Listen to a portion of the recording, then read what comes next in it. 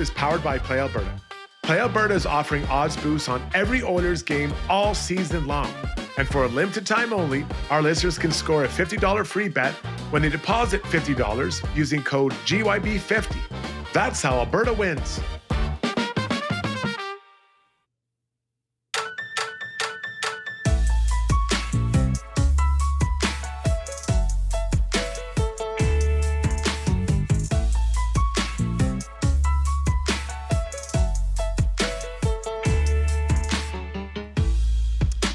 Night podcast. I love it. Yes, it is a Got Your Back live stream on a non-Oiler game night, which means we get to kick our feet up and relax a little bit, have a little bit of fun. Here's another little treat.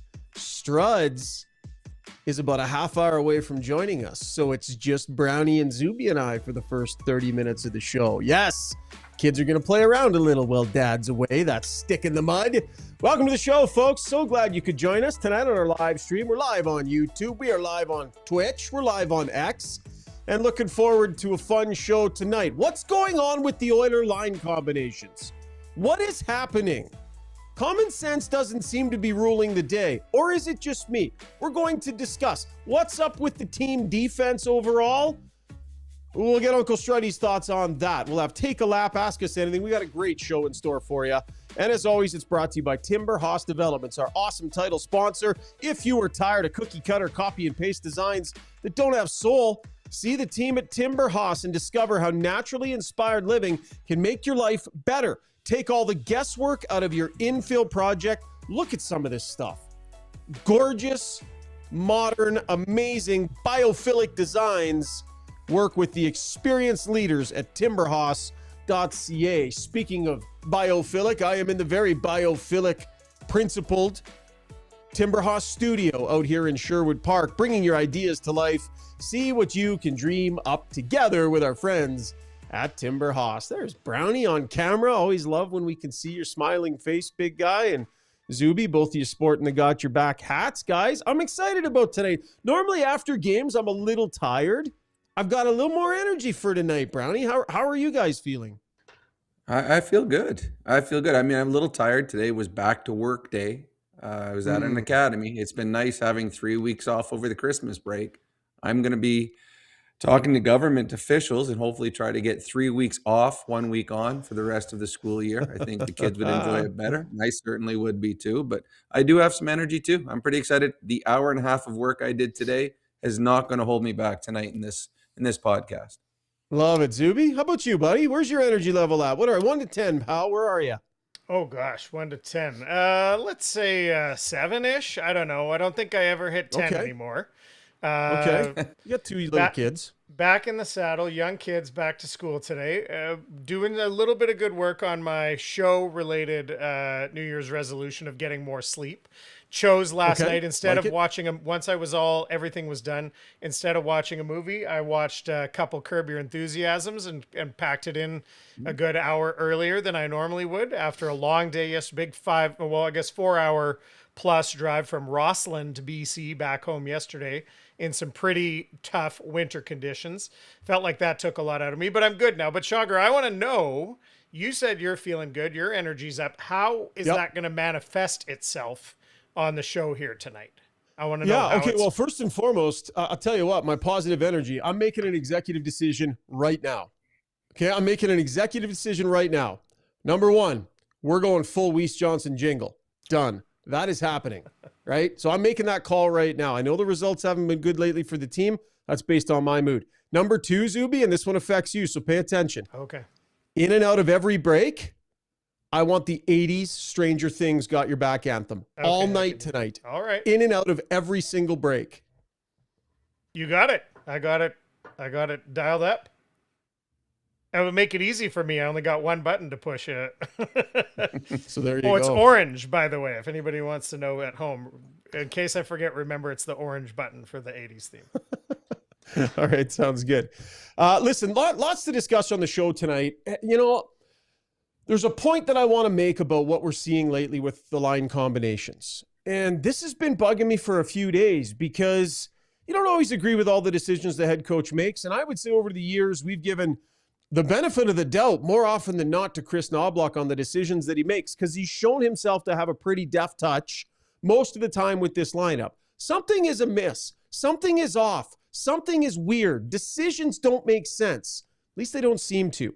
So let's dive into those decisions. There were some new lines again at practice today, and that'll be our breakdown, brought to you by the Canadian Brew House. During every Oiler game day at the Canadian Brew House, enter at any Edmonton and area location for your chance to win Oiler home game tickets. Plus, enjoy $1 off Molson Canadian and Coors Light tankards. Edmonton-born, Canadian-operated, it is the Canadian Brew House. There is not a better place to grab a drink with friends and watch a game at the Canadian Brew House. All right, Brownie, I didn't like the idea that the kid line was put together. They call up those two kids, throw the rookies on a line together. Didn't like that from the start. Ended up not working, is what it is.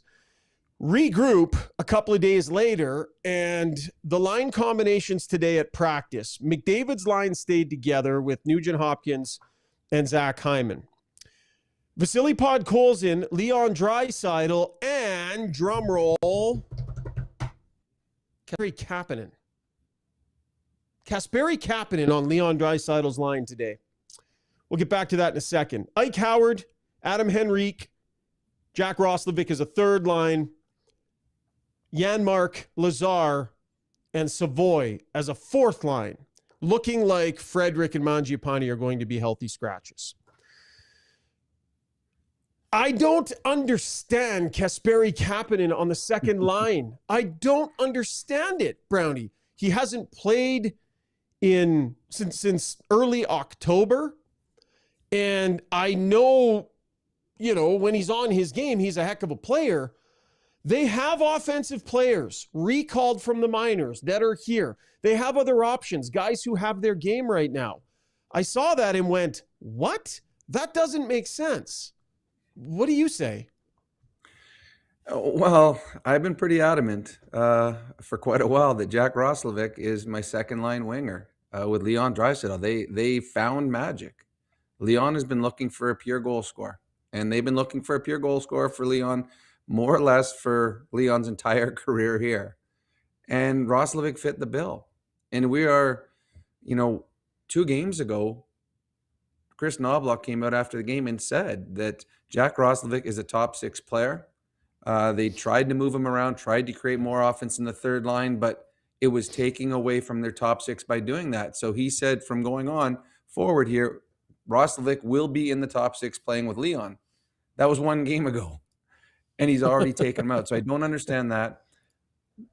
There was an excitement about getting Kapanen back because he might be able to drive the third line with some speed, a little bit of, he plays with anger at times.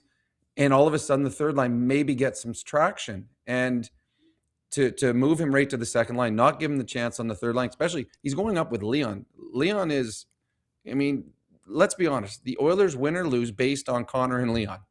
And the power play, which is Connor and Leon. So to me, why hamper Leon's possible success by having a guy who hasn't played, as you said, since October? So to me, that didn't make sense. I thought he'd get a look on the third line, hopefully drive that third line. And then you got a guy like Hudson who had a great look the first time he was up. Didn't play much, but looked good. Earned a second chance up here. His second chance was 9 minutes, and he's down. Savoy's now on your fourth line. To me, Savoy is a third line guy that can, he's got the motor that doesn't end. That's where he belongs. So, yeah, I was very surprised by the line, and the Kapanen move was the one that surprised me the most. Freezer Bag says, why are you mad? He'll be there for maybe 3 shifts. I'm not mad. I'm just being energetic on the show tonight. Not mad. It's energy. I'm just confused, Brownie. So I love that you pointed out, and this goes to things aren't making sense. The common sense is off here. Common sense absolutely dictates you do not play 3 small rookies together when one of them is out of position, right? That felt obvious. Okay, they make that call. Common sense, you don't proclaim that Jack Roslovic has to be a top 6 forward and will play with Leon Draisaitl and change it after 1 game. That's not commonsensical. Common sense doesn't dictate that Leon Draisaitl, who's got in his last, oh my goodness, the number of games that Draisaitl has played here, last 13 games played, he scored goals in one of them, and that was 3. So the pathway out of that for him is a guy who's not played in a month and a half or 2 months. Mm-hmm. It's not making sense, and that's what I'm confused about. And it makes me wonder what else is going on, because in lieu of common sense ruling the day and ruling the decisions, something else must be at play. I don't know what that is. We can speculate, but it feels like decisions are being made outside the realms of what seems pretty commonsensical. For example, let's say you don't want to play Jack Roslovic on that wing for whatever reason. You will decide you want to make that change. How do you land on Kapanen? Matt Savoy with Podkolzin and Leon Draisaitl this season has outscored the opposition at even strength 6-1 in 102 minutes. 6-1, they've outscored their opposition. If you think that goals for and goals against when you're on the ice at even strength matter, their results have been really good. Now, I know Savoy's game has come and gone a little bit, but Kapanen's has been non-existent. Listen to what Chris Knobloch had to say today about Kasperi Kapanen. And listen, I think Kapanen's a good player, Brownie. I think, he's an excellent skater. He's physical. There's lots there, right? But listen to the way Chris Knobloch talks about him and their expectations for him. One is speed, some physicality, but also a guy that can score. Like, you look at the type of player he is, there's no reason, playing for a full season, he's not scoring 15 or maybe 20 goals in the year. That's the type of player we expect from him. And, he can play with skill. He can be tenacious, especially on the forward check. There's a lot of good attributes that he brings. And last game he played was 2.5 months ago. He said they expect 15 to 20 goals out of him. I mean, just because you say it doesn't mean he's going to come back in the lineup and be that. In his last 31 games last season, no goals. None. No goals in the 5 1/3 games that he played already this season. Now, he had 3 goals in the playoffs and was good. But they're not just going to he's not just going to will himself into suddenly coming back after 2.5 months and be a goal scorer, Brownie. Well, he's not a goal scorer. He never has. He just said 15 to 20 is what they expect. No, I don't see it. I've never seen it with Kapanen. He's an energy guy that brings a little bit of anger when he plays. He's an aggressive player, penalty killer. Consistency is an issue with Kapanen. That's one of the reasons he moved on from St. Louis. But to me, no, there's never in my mind if I thought him as a goal scorer or an offensive player. And then the fact that he's coming back, it's one thing, for example, when Zach Hyman came back, people were wondering at first, he's missed all these games. Do you put him right back with Connor right away? Or do you ease him into it? And that's Zach Hyman, who's had 50 goals in a season and 40 goals in a season. So that's a guy that he is a goal scorer. And there was the wonder. We talked about it on our podcast, and everyone, do you ease him in or does he go right back with that pressure cooker of playing with Connor McDavid? That is a great player. Kapanen, nice hockey player. He hasn't played in 2.5 months. He's coming back in the lineup. And not only are you not easing him into it, you're putting him higher in the lineup than he probably is worthy of. I mean, he's not a second line player. So yeah, I'm really, really surprised. I thought coming into playing the third line, give them some energy is exactly what he needed to do and what the team needed from him. Roslovic has had success with Leon, and I don't Leon this stretch where Leon hasn't had as many goals, where he hasn't had as many points. Roslovic was out of the lineup for most of those games, or when he came back, there were games that he wasn't with Leon. To me, and this goes back to we've always talked about, is having some consistency in the lines. We've seen Connor have consistency with Hyman and Nugent Hopkins for 17 games now. And it's been a pretty good 17 games for Connor McDavid. I would think that you would want to try to find the same consistency with Leon. And Roslovic, to me, is the automatic there. So Kapanen, yeah, I don't see him as a goal scorer. I don't see him being on the second line. Again, as the one texter said, it might be for a period. But if it's only for a few shifts or only for a period, then mid-game, again, you're juggling lines. And I think this is a team right now that needs consistency, not just offensively, but I think more so defensively. They are bleeding grade A chances, and a lot of that is just not having the chemistry with your line mates, with the five guys on the ice to know where they need to be at all times, both offensively and, more importantly, just defensively. And we'll dig into the defensive side of the game a little bit later when Struds joins us. Freezer Bag in again. Says, last time I saw Ryan this mad, he's trolling me. He thought no one could replace Tyson Barrie. Screw you, Freezer Bag. That's not what I said back then. I'm not going to get into justifying that. He's gone there a few times on me. But I'm going to give him this one tonight. I'm going to give him that comment tonight because I know he loves trolling me on that one. You said Roslovic has had good results. So once again, I'll just go over the results here. Savoy, Podkolzin, and Draisaitl together, 102 minutes at even strength, 6-1. They've outscored their opposition. I'll run the same scenario. This is courtesy Natural Stat Trick with Podkolzin, Roslovic, and Draisaitl. 162, so a bigger sample size. Goals for 8, goals against 7. So still positive results on the plus side, but they've given up a little bit more as a line. So the Savoy line has given up less and produced more per 60. Both lines are good options, right? Both got line. If they'd have left Roslovic there, I'd have been fine. I don't understand why, if you're looking for a change on Leon Draisaitl's line, why Matt Savoy isn't the guy that's going to get that look. Yep. Or if you don't want to flop Podkolzin over to the other wing and give Howard a look. Like, what's Ike Howard doing here?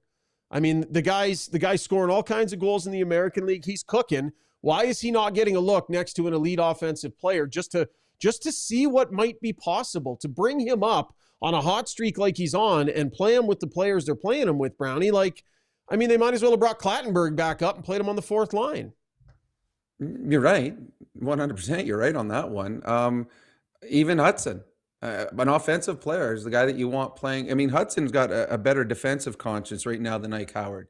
So you put him with Leon, you got a guy that can play offensively, thinks the game well, but also is good in his own zone. Yeah, there's a long list of players that I would have there before Kapanen. Now, Kapanen might go out tomorrow night and score 3 goals, but he's not a long-term solution. To me, he is a third, fourth line guy that gives you energy. He's not a guy that you want to count on to be your offensive catalyst in your top 6.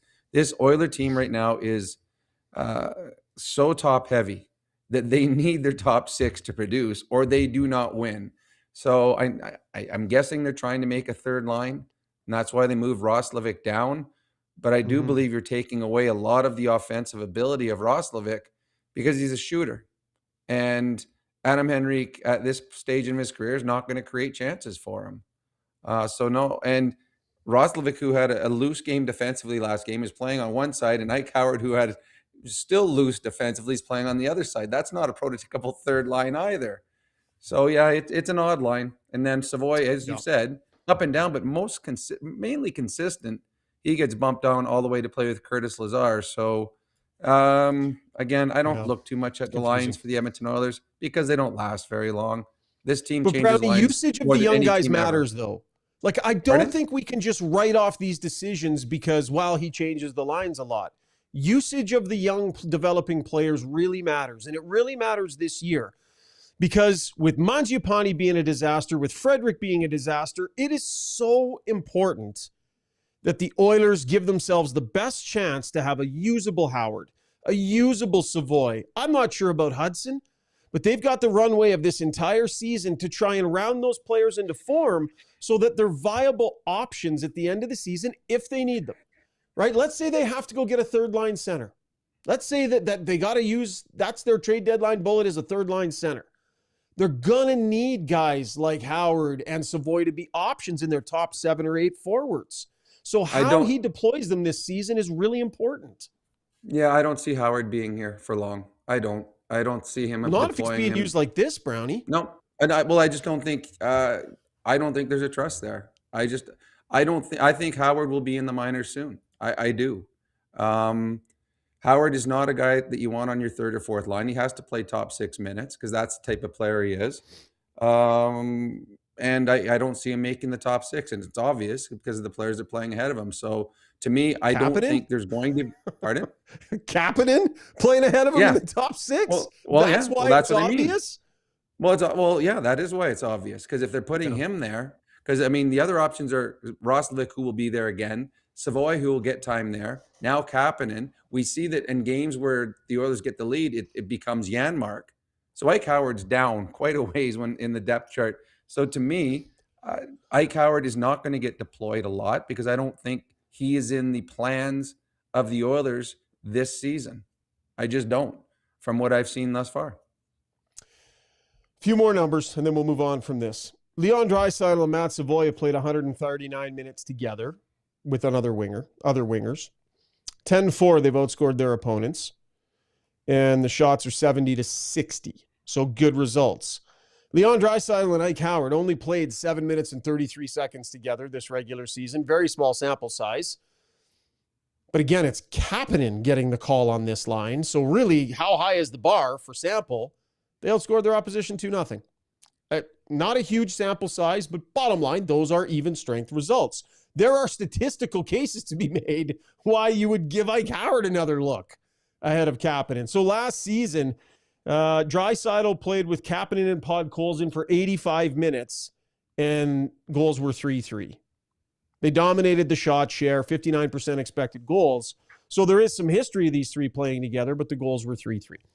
Kapanen hasn't played in 2.5 months. It's confusing to me. So Brownie, again, this goes back to our original theme about common sense and why it feels like in some instances here, common sense doesn't seem to be, and maybe I'm completely missing it. You know, if Chris Knobloch were on this show, maybe he would just be beating me down with arguments that we haven't thought of. That could well be the case. He's an NHL head coach. But it also makes me wonder if there's other stuff going on. It's not abnormal for guys to want to play with certain players, right? Especially star players. You know, wanting to kind of call your shot a little bit as to who your line mates are, right? There's always this, they're under pressure to perform. They're under pressure to win games every night and compete for scoring titles. They should get a say in who is around them.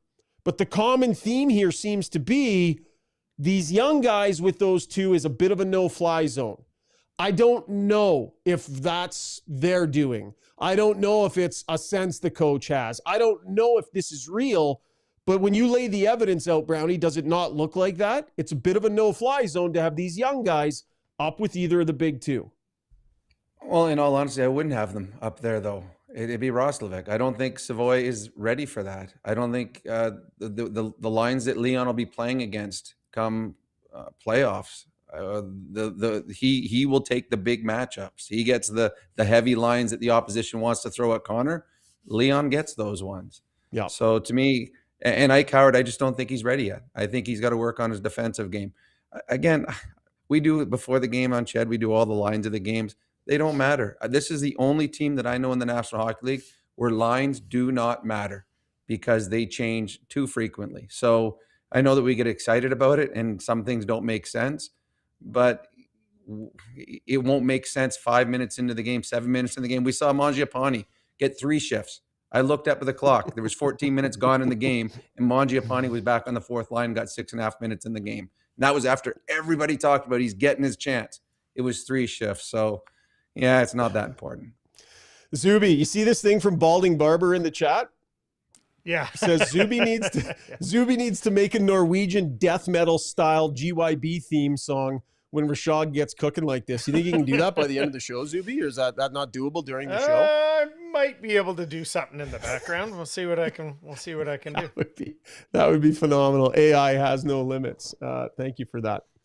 By the way, a couple of comments coming in here saying, at what point do we talk about a coaching change and this and that? Some people are wanting to fire up that discussion. Not even close. Not even in the vicinity. Not suggesting any of that. We need to be able to sit here and have mature conversations about decisions being made and not always land in a place where a coach needs to be fired. It's ridiculous. We're nowhere near that. So I just want to clarify that for those who are trying to fire up that conversation in the chat. Not at all. Something seems a little bit off, and it's strange to me. Mangiapane rumors, Brownie, they are out there. My understanding is nothing imminent. I mean, nothing happening tonight. Been checking in on this one a little bit. The team's out there, Anaheim, right? Talk about Strome potentially on the return, I think. Some people have had that out there, Frege and such. Michelli with Toronto. Some other people putting Vancouver and such out there. This has been a disaster. It's been a disaster that it has not worked. It's why we're talking about young players potentially playing in the top 6. The combination of him and Frederick working out the way they have, Brownie, it's been a train wreck. I'm not sure. I think, a healthy scratched again. It feels like it's kind of all but done and cooked now with Mangiapane here. But a disaster. It has been. Especially, this was the most talked about one. This was who the Oilers wanted to go get. The expectations were top 6, and he's going to have success here. Yet you look at, he was a 4th-line player for Washington. His career had been going in the wrong direction. That any trade for Mangiapane, though, you're getting someone else's problem. You're not getting something good coming back when you're getting rid of a guy making $3.6 million who is being healthy scratched on a consistent basis. I saw Ryan Strome last night today was -4 in his game against Washington. I think it was Washington. He was -4. Ooh, well, maybe that gets the deal done. Michelli's that nudges it across the finish line, Brownie.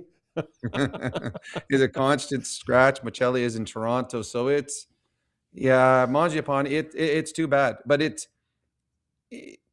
one where the player wants gone from what it looks like. The player wants gone. The coach or the GM wants to move him. That's why we're not going to put him in the lineup, and you don't want him to get hurt. That's the biggest thing. If you are thinking of moving him on, you can't play him. You can't afford him getting hurt and being hurt for, say, a 3 or a 4 week injury, and all of a sudden you got his salary still on your books, and you can't move him later. So it's a tough situation. It's too bad for Mangiapane, but it does not work, and they are looking at other options, and we'll see what happens in the next few weeks. Did I see a text that Struddy's ready to go there, Zuby? Yes, that's correct. Okay, we'll blitz through a couple of other segments, and then we'll get Struds in here real quick. That was our breakdown brought to you by the Canadian Brewhouse. Brownie, you get the honor of picking the UCAN Youth Services Relentless Player of the Night tonight.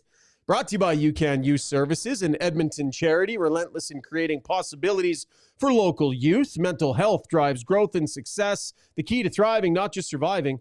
With 2 in-house counselors offering free therapy, their youth have the support they need to navigate struggles and rediscover their strength. Visit ucan.ca to donate today. Brownie, who are you going to go with, buddy? Well, we're going to go back to that Anaheim game today where Ryan Strome was -4. Tonight's relentless player is Washington Capital young rookie Justin Surduff. The young forward had a career total of 6 goals and 14 points coming into this game tonight. But tonight he caught fire and had an obvious career best 3 goals and 5 points. The former Florida Panther draft pick and former Edmonton Oil King trying to find his footing as an NHL regular in Washington. Tonight's hat trick, 5 points and +3. Will certainly help the 23-year-old keep his spot on Alex Ovechkin's Washington Capitals. So our relentless player, former Edmonton Oil King, Justin Surduff. Love it. Great pick. Very well thought out. I like you put some thought into that, a little bit of effort. I have to say, Brownie, you made it clear at the start of the year you were taking a run at the #1 analyst position on the show. And with performances like that, you're gaining ground. Well, I did text Struds earlier. I said, how do you pick the relentless player? And he says, whenever Shaugger says, hey, Struddy, it's the relentless guy. He said he just looks at his phone first name, and that's who he names him. So I thought I'd do it a little bit different and do some research. So I hope it worked out well too. This has been an elevated conversation. Not sure why, but it's been elevated. Lots more to come here on Got Your Back. Oh, Zuby, roll that anthem right now, buddy. I've been waiting for it all night. Roll it. There it is. Jason Strudwick on the other side of this break. You got to let this cook for at least 10, 15 seconds, Zuby. We'll be right back. See, the drums just hit.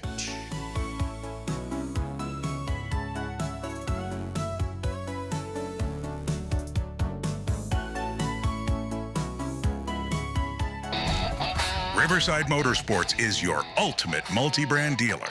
With a massive lineup of motorcycles, ATVs, side-by-sides, snow bikes, e-bikes, and snowmobiles, all under one roof. With Alberta's best selection, a huge parts and accessories inventory, and a fully certified service department, Riverside has everything you need to ride. Family owned and serving Edmonton for over 55 years. See what they have to offer in-store just off St. Albert Trail or online at riversidemotorsports.com. At Modern Measure, every item of clothing starts from scratch and is designed from the ground up based on both your style preferences and current fashion trends. Their clothing is fully designed to give you the exact look you're looking for down to the smallest details and customization. The Modern team but make the most of your investment. On the ground floor of Edmonton Tower downtown, Modern Measure.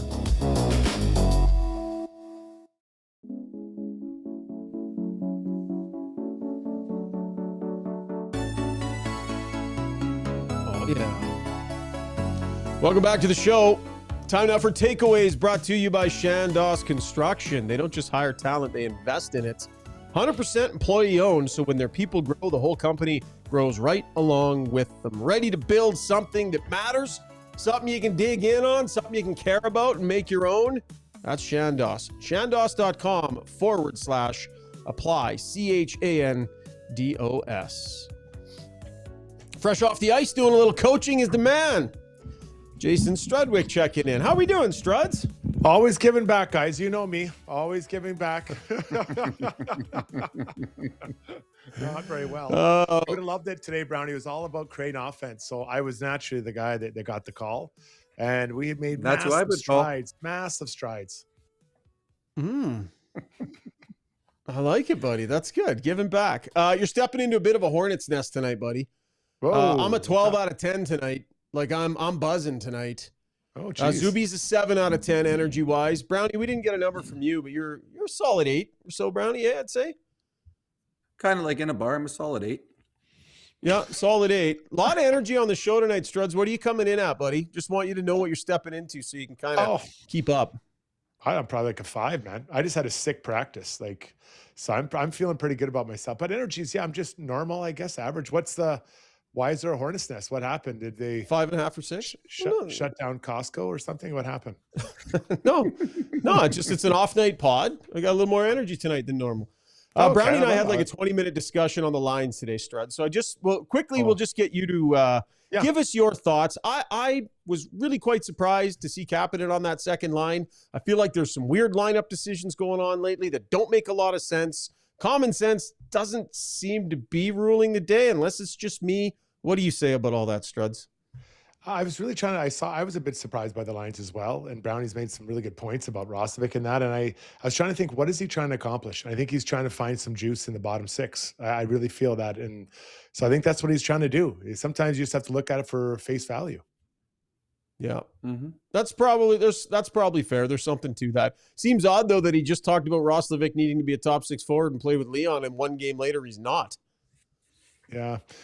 Well, I mean, they're desperate to get something going in that bottom 6. You know, like I would prefer Roslovic beside Leon as well, right? But I'd also wish they had a third line center. I also wish that Frederic and Mangiapane didn't have to be scratched. Like, there's a lot of things. So he's, I'm just trying to think, if I was a coach, what I'd do. And I get it. Mm-hmm. I get what he's trying to do. Unfortunately, there's only so many, good cards in the deck, and he's moving them around. He's spreading himself pretty thin through specifically Leon's line. Well, it's funny. Just think right now how thin the Oilers would be if Jack Roslovic didn't fall into their lap. Yeah, good point. If he wasn't, holding out and changing agents, and all of a sudden comes back to Edmonton and says, "I want to come here." Just think how thin this Oiler team would be with no Jack Roslovic. You'd have Kapanen on the second line, and your third line it would be Frederic or Mangiapane. Yeah. They are very fortunate that they got Jack Roslovic, because right now the Oilers are struggling to find someone to be able to build a third or fourth line around. Yeah, a lot of heat on the pro scouts. Arvidsson didn't work out. Skinner, didn't really work out. Mangiapane hasn't really worked out. I will say those same pro scouts wanted Roslovic first, right? Or Roslovic was the one that priced himself out of the market. So they went there first. They recognized the value there, I believe, ahead of Mangiapane. So we got to give him some credit for that. He didn't fall out of the sky entirely. They tried to get him before. Those scouts also found Podkolzin. Those scouts also found Stastny, right? So if we're going to talk about the misses, and there are definitely misses, there have been some hits with the pro scouting staff too that have helped round out certain portions of the lineup as well. I think that's just fair to mention. Oilers 341 says Oil need to hire 3 more coaches and change them throughout the game depending on how it's going. No, Oilers 341. You're not going to change your coaching lineup mid-game. Can't have the coaching blender going on out there. Struds, let's talk some team defense, shall we? It's been tough since Christmas. Now, there's a narrative out there that they were had it locked down before Christmas, and it's kind of gone by the wayside since. Dug in a little bit to the numbers, and there is a case to be made. I'll give you some numbers here, Struds. So in their 10 games before Christmas, they were 7-2-1. They scored 40 goals, so 4 goals a game. Gave up 28 goals, 2.5 a game. Had 256 shots. Gave up 256 shots. Since Christmas, they're 1-3. Have given up have scored 9 goals in their 4 games. So a drastic reduction in their production, and they've given up 15 goals. So 3.75 goals against. So multiple problems happening at the same time here. The production is fallen off a cliff to the tune of 2.25 goals now, where it was at 4 in those 10 games before, and they're just giving up a whole bunch more. And we'll paint an even bigger picture in our Crunch in the Numbers segment about where the game has gone defensively, Struds. Yeah, it's not a very rosy picture for the last 4 games, that's for sure. I think, but I always felt that if we played well in our own zone, we were up and you're going to get more chances going the other way, and just one leads to the other. And it's not even just the fact that you're better in your own zone. You transition out of your own zone better when you're more stout and harder in your own zone and definitive in how you play. You just get the puck up and now you're going the other way and you transition quicker. So, the break came at a tough time. It's just it kind of threw them out of their mojo, I guess, Brownie. Well, when you talk about the transition, so what's happening now is the Oilers are spending so much time in their own zone. By the time they get out, it's dump and change. So you're getting no offense. That's why the offense is slowed down, because you're just shift after shift spending time in your own zone. When you finally get it, you're exhausted. You dump it in, you change. The next line's coming out, and they're already defending. The Oilers it's been a train wreck. The Oilers, the last 4 games, they, in all honesty, should be 0-4. They didn't deserve the Winnipeg win. That was on the back of Calvin Pickard. Mm-hmm. They're playing defensively like they did in the first 20 games of the season, when they were giving up the grade A looks one after another, miscommunication, losing players on the back check, 4th guys beating guys back to the net. It just hasn't been good. And what's happening is when you run into a goaltender in the other end that makes some saves, you're forcing the Oilers to score 5 or 6 or 7 a night. Mm-hmm. And they're capable of doing that occasionally, but that is not a winning hockey team. So right now, all the pressure's on the Oilers. They need 5 power plays, so they score 3 power play goals to give themselves a chance to win hockey games the way they're playing defensively. It's weird to even say McDavid has cooled off because he's still producing at a great rate, but he comes back down to superhuman from godly performance, and it just resonates in the win-loss category. And if he can't be godly, and he hasn't been to the same degree for the last number of games, the support just isn't there. Let's get to the Weiss Johnson Soundbox, brought to you by Weiss Johnson Heating and Air Conditioning. Should you need a new train, furnace, air conditioner, heat pump, hot water tank, or garage heater, Weiss is offering 24 months, no interest, equal payments, OAC, to make your purchase easier. Visit WJJingle.com. That is WJJingle.com for exclusive specials for Got Your Back Jingle lovers. I said it at the start of the show. We're going full jingle. Weiss Johnson, whoa. We're proud to be local and family. I told you didn't know what you were walking into, Struds. Full jingle on a non-game night. With Weiss Johnson, whoa. Striving to bring you a comfortable home. Weiss Johnson, Get a big finish here.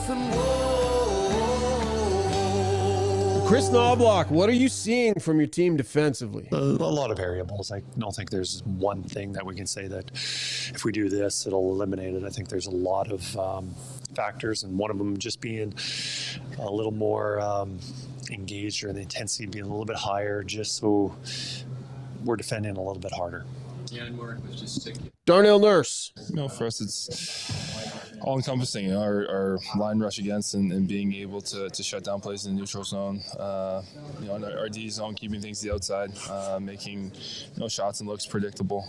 We do a better job of that, but like I said, we did it for a good stretch, and we gotta just get back to it. Struds, are they doing the right thing, keeping Stastny and Emerson together and continuing to roll with Regula and Nurse on that second pairing? Or is it just me? I kind of didn't mind Stastny on that second pairing with Nurse, even though he was playing on the other side. Yeah, I did. So if you're going to do that, then you have to take either Emerson or Regula out and put in Stillman, right? There's a domino effect there. So yes, I'd prefer to have Stastny beside Nurse. For sure. And I want Emerson in the lineup because I don't know that he's been deserved to be kicked out. So, Regula, right now his game it comes and goes a little bit. He hasn't played. He's trying to fight. He needed to be in the minors this year. Let's just call it as it is. The problem is they were worried about losing him on waivers, so he couldn't have been in the minors. So here we are trying to develop a player on the fly. And I get it. Like, that's what Stan's doing. He's trying to turn this team over and get younger. And I get it. I'm actually supportive of it. The problem is there's going to be some growing pains, especially with Wallman out. Like, it sounds like Wallman is back practicing the team, or he's.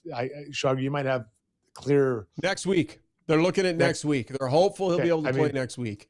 They need this guy. Like, it is not the same. He is an important part of this team. That's top four, and then it makes it easier for your bottom. So your bottom becomes Stastny and Wallman, or Stastny and Emerson. Emerson. Thanks, buddy. Yeah. But the problem is that they're going to have, again, and I agree with you, we talked about this before the season started, Regula, trying to find his game at the NHL level because they're afraid to lose him. When Wallman comes back and let's say the Oilers' defense stays healthy, then it's going to be a rotation with Emerson and Regula. That's what's going to happen. So is Regula, is it fair to Emerson that he's going to be out every second game? I think he's passed Regula on the depth chart. As of late, he's just consistent. I'm not sure his ceiling's as high as Regula. Their hope is his ceiling is, but he's consistent. So they need Wallman back in the lineup, but they're just leaking everyone. It's not just Regula. It's not Emerson. It's not just a third pairing. Everyone on the back end is having a rough time right now. And it goes with the forwards. The back check's not good. Losing battles, coming back through the neutral zone. There's a lot of things going wrong defensively. It's not one player. It's not like at the beginning of the year where there was the big mistake that we saw from a Bouchard. Right now, it's a lot of small mistakes that are adding up to grade A scoring chances against. Struds, you're going to love it. It was your Struddy's World last show. Back-to-back full practice days, yesterday and today. Back-to-back full ups, buddy. Yeah, I don't know. It's just there's only one way to get these things tighten up, these details tighten up.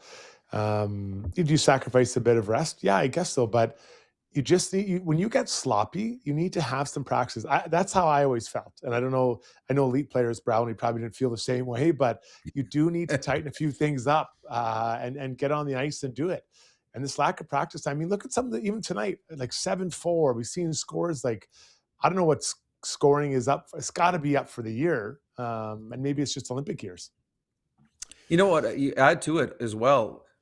If you look at what the Oilers' bottom six have been getting lately, 6-7 minutes a night, and you are trying to tighten up your game, it's really hard to tighten it up in the 6-7 minutes you play. So the bottom six need practices because that's the only time they're getting reps. Because you get 7 minutes, of those 7 minutes, you might touch the puck twice. So they needed the practices, and it's the only time they're going to find chemistry because the lines change so often during the games. Practice, at least you're playing with the same guys for the full hour and a half. On that Regula-Darnell Nurse pairing, 15 goals against, 6 goals for when they're out there at even strength together. So they've been getting absolutely lit up, and it has not been great results for them. By the way, the other thing on Wallman, he doesn't exactly drop back into the lineup and go like a bullet train. He takes some games to get going. And it's not even a criticism. He's been injured for a long time. You have to give guys rope, but it's not like the cavalry's coming and Jake Wallman is going to be, playoff Jake Wallman or better immediately. It takes him a little bit of time. That'll be interesting to see. Yeah, but it's an upgrade. It's an upgrade for Sean Regula. Like, there's not even a doubt where I'm like, Yeah, this will be better for sure. It'll be better. So, what's his problem? What was the problem? Was it a broken bone? Where was the broken Yeah, it was a bone? leg. Yeah, they thought, I think, was That's- a well, deep that's- bruise or something. Ended up broken. That's not good. Needed some time to heal. So that's not ideal for sure. Oh, okay. Digging deeper into the defensive woes, big picture. Let's crunch some numbers. Brought to you by McDonald's. Veggie lovers rejoice. Your days of searching and scanning the menu are over because the McVeggie has arrived at McDonald's. More than a sandwich, it's an iconic flavor moment. And best of all, it's here for good. This is not a temporary menu item, folks. Stop by, try the McVeggie and Spicy McVeggie today. A new era for veggie lovers only at McDonald's. Ba-da-ba-ba-ba. Okay, courtesy our friends at Sport Logic, Struds. These are the ones that I pulled. We've checked in on these throughout the season. A few numbers here from Sport Logic on where the Oilers defensively sit. All right, goals against, 29th in the league. Slot shots against, 29th in the league. Expected goals against, 23rd in the league. Inner slot shots against, 24th in the league. Now, some of these have, the last two have like minorly upticked in the last month and a little bit. December helped that a little bit. But Struds, big picture, I mean, how significant a turnaround is needed for the Oilers to be considered a team that can beat anybody in terms of top-end teams heading into a playoff series? Like, they can't continue like this season and expect to have any sort of playoff success, can they? Well, I think the positive thing is they can only get better, right? Like there's only one way to go. You sure? You sure about that? Well, I do think, I mean, and we've seen them be a lot better. And the core group has been better than they have so far, right? And not to blame it just on the core guys. But I think as a group, they know they can get better.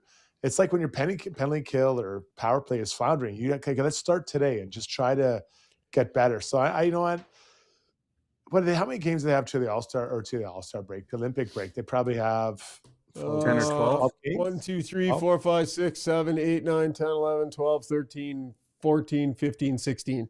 Okay, so 16 games. So that's a pretty big chunk. Maybe I'd say let's do 2 8-game segments here and see if we can get ourselves, give up 24 goals a segment, or something like that. That's 3 goals. Yeah. Can you just get to that?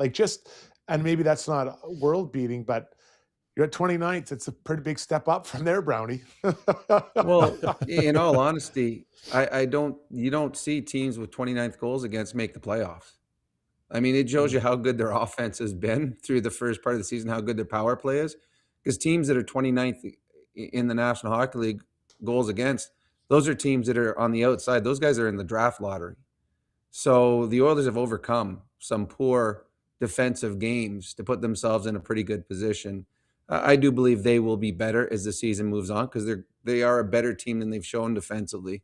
But they've got to make big strides when it comes to defensive hockey. They will always be a playoff team right now. Their division's too weak. There's not 8 teams better than them in the Western Conference. But this is not a team that's just trying to make the playoffs. This team's trying to win a Stanley Cup. The way they're playing defensively right now is not good enough to win a Stanley Cup. That's why they got to get better to start preparing themselves to play the Vegas, the LAs, eventually Colorado or Dallas or whoever it may be. Because this is not a good defensive team right now, and they are much better because we've seen them be much better.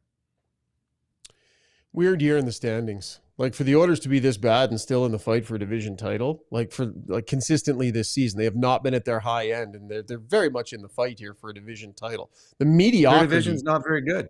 Their division is not good at all. Middling, and even the back half of the other division. I mean, obviously there's the, Colorado, Dallas, and Mini are what they are. Colorado just insane. They've played 41 games this season and only skated off the ice with a regulation loss 3 times. That is but they're running into injuries, though. Yeah. They're running into injuries, Colorado. That sucks. I mean, but then you look at a team. Did anyone expect the Winnipeg Jets to be where they are right now? No. I mean, I didn't think they were going to be as good as last year, but they're in dead last. I mean, they're now at the point. Playoffs they're tough. Not only they're 9 points out, but they've got to hop over top of 7 teams. So they need to be 9 points better than 7 teams going to the end of the season. Winnipeg, I believe, could be a good playoff team if they get there. Some of the other teams, the Western Conference is top heavy. Eastern Conference is more has more parity. I don't think there's a high and a low as opposed to the West. It's a big difference out West.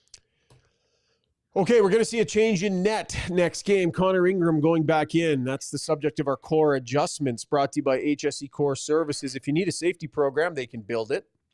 If you need it managed, they can do that too. Stuck dealing with online safety registries that your clients make you sign up for? They got those as well. If you own a business, you know what I'm talking about. They'll even do core audits. Visit www.hsecor.com for more information. Back to the Weiss Johnson Soundbox. Connor Ingram, couple of interesting comments from him today. Sorry, I just got to call this up real quick. Here's Ingram on his own game. I think that's a good thing about this league is you don't have time to think about it or dwell on it. I mean, we're right back to work the next day. So I think that's an advantage of being here is you don't have time to think about it. And I mean, it's like anything else. Everybody's going to have good days and bad days. It's just staying true to it and going out there and doing the best you can. I'm interested to see how he bounces back. Another comment I liked, Rob Titchkowski, Post Media, asked him about the competition. What's going to happen here? Jari's coming back. There's 3 goalies. Obviously, it's not a great fit. I liked Ingram's answer. It's not my job. Why would I worry about it? I mean, I can't make that decision. Let's go out there and play. Whatever happens after that happens. The sun's coming up tomorrow. There it is, Brownie. Sun's coming up tomorrow. I like hearing that from him.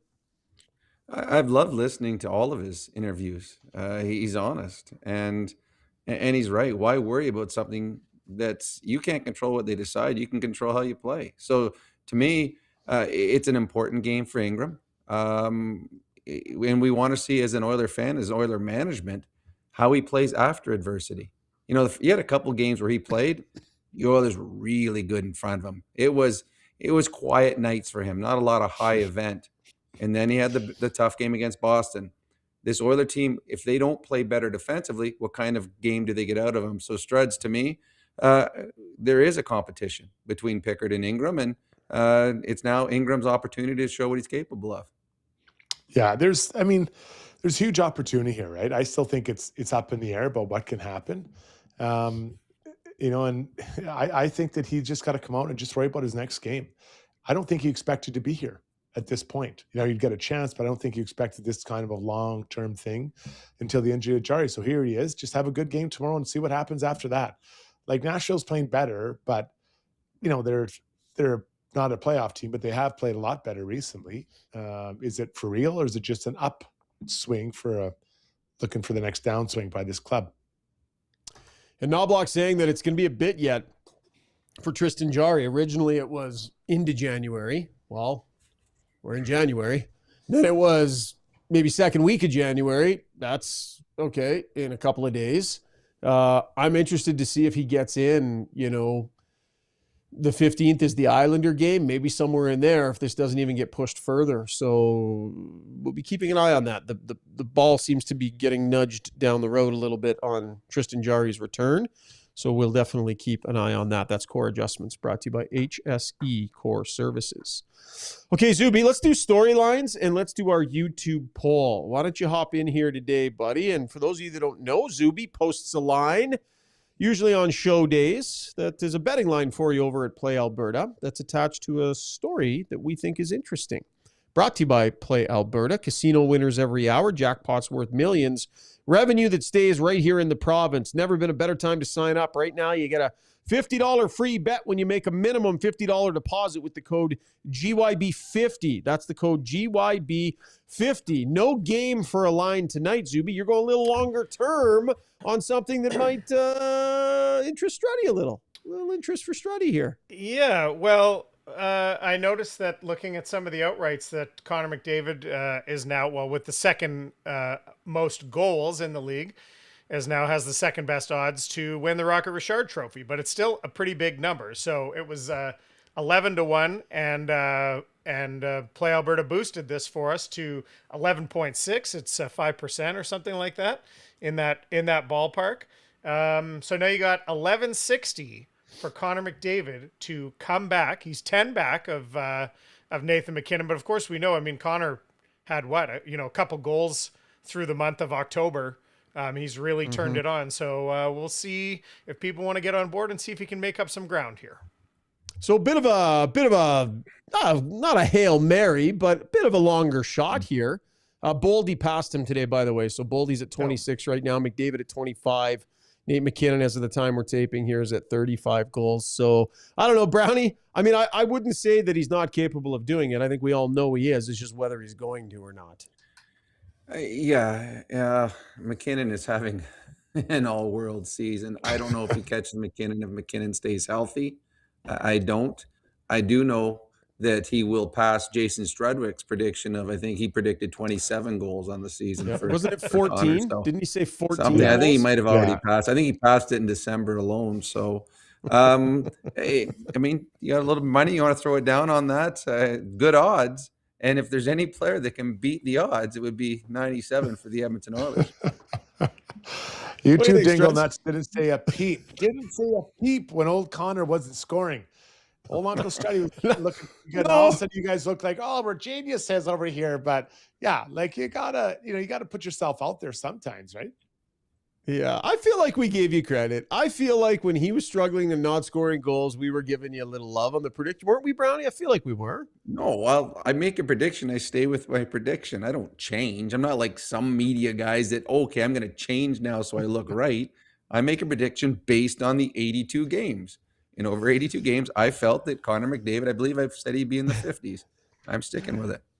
All right, that's our storyline brought to you by Play Alberta. Ties into our DeBoer's Golf Shop and Fitting Center YouTube poll as well, Zuby. So, as always, our good pals over at DeBoer's, Al, TJ, Scott, anything you need from a golf standpoint, make sure you go see them. Get fit for some new golf equipment. You might as well. It's a great way to stick to your golf goals in the off season. Go grab some new gear. Schedule your fitting today. Visit DeBoersGolf.com or go chat with the team in the shop about your golf goals for 2026. Highly recommend you go see the crew down at DeBoer's. Zuby, what do you got for a poll, buddy?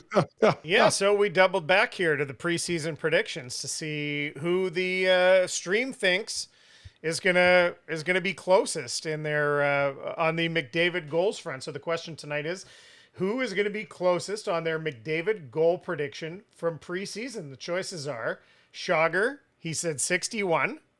Brownie said 53. And Struddy said 11. No, Struddy said 38 was his number.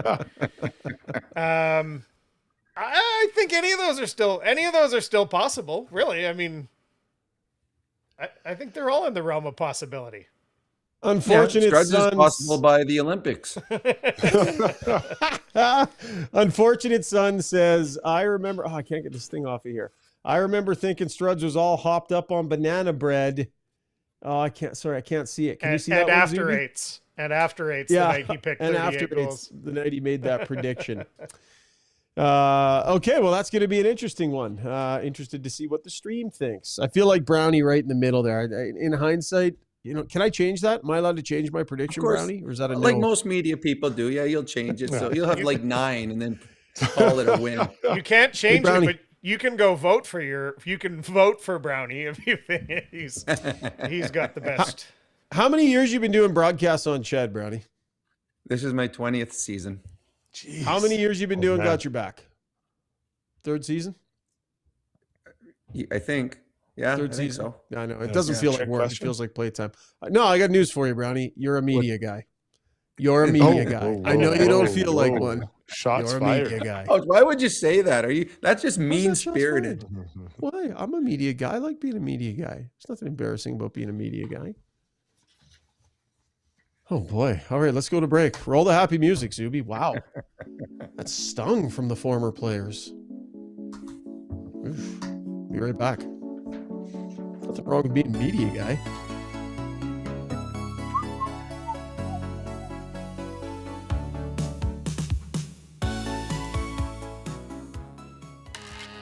Why would you?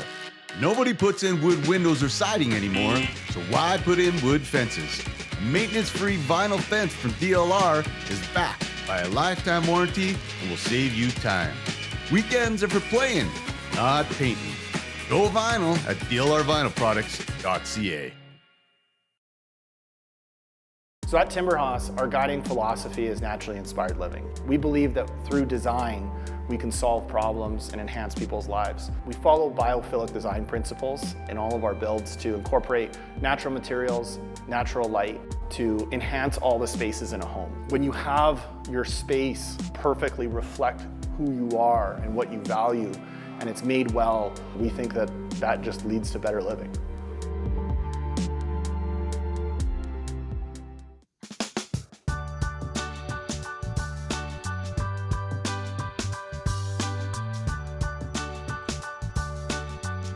It is time for Brownie Points, brought to you by the Alberta Ram dealers. Get 10 years of built-in confidence at your Alberta Ram dealer with Canada's best full-size truck limited powertrain warranty.